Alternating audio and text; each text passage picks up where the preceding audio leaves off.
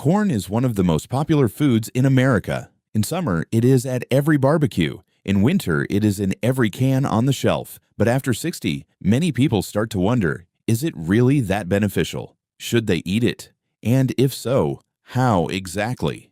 Today, we will sort through this without wasting any time. Stay until the end because in the second half of this video, I will tell you about a part of corn that most people simply throw away. And it actually has real supporting benefits for the body after 60. After 60, the body needs more support from food. Digestion slows down. The nervous system responds more slowly. The heart and blood vessels work under greater strain. And what we eat every day affects all of this much more strongly than it did in younger years. The short answer is yes, but not just any corn and not in any amount. And here is why. After 60, the intestines slow down. Most people this age know this well. Corn contains insoluble fiber that mechanically stimulates the intestinal walls and helps the contents move along. But there is a nuance. The outer shell of a corn kernel is made of cellulose, and it is almost completely indigestible. That is why after eating corn, you sometimes notice it passing through almost unchanged. This does not mean it is not beneficial, but it does mean you need to chew it thoroughly, and people with intestinal inflammation should be careful. How to add boiled corn on the cob.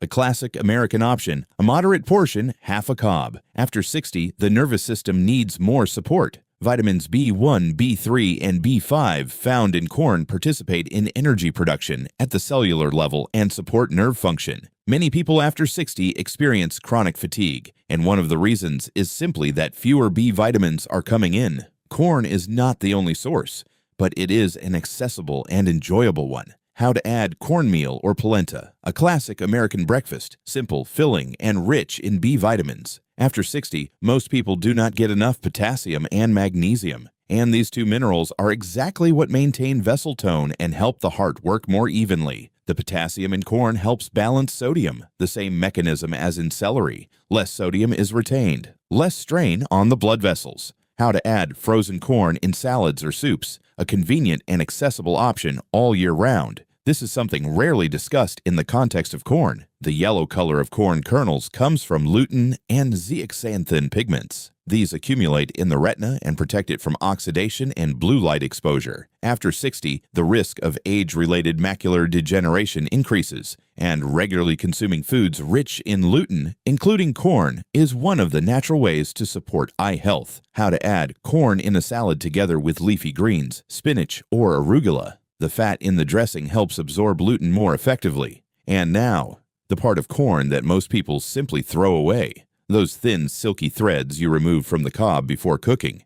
That is corn silk. And after 60, it has real value. It contains compounds with a mild diuretic effect. After 60, evening swelling in the legs is a common complaint. And corn silk tea is a gentle, natural way to help the body release excess fluid without pills. Plus, it supports kidney and bladder function, which also becomes more relevant after 60. Yes, and it is important to say this honestly. Corn is a starchy food. Its glycemic index is higher than most vegetables. This means that after a portion of corn, blood sugar rises more noticeably than after broccoli or cucumber. If you have diabetes or prediabetes, eat corn in small amounts and always with protein or fat. This slows down sugar absorption and reduces the spike. Most canned corn in American supermarkets contains added salt. For people with high blood pressure, this is not ideal. The solution is simple. Choose the no salt added option or rinse canned corn with water before eating. Plain popcorn itself is not a bad source of fiber, but the kind sold at movie theaters or in bags with butter and salt, that is a completely different story. After 60, it is better to choose plain air-popped popcorn without additives. Here are 4 simple recipes.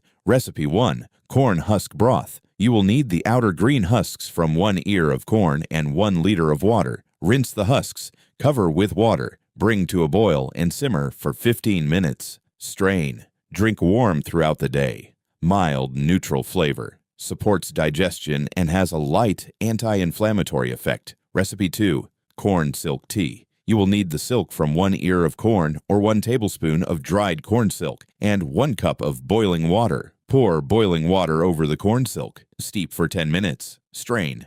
Drink warm. Mild diuretic effect. Drink during the first half of the day, not in the evening.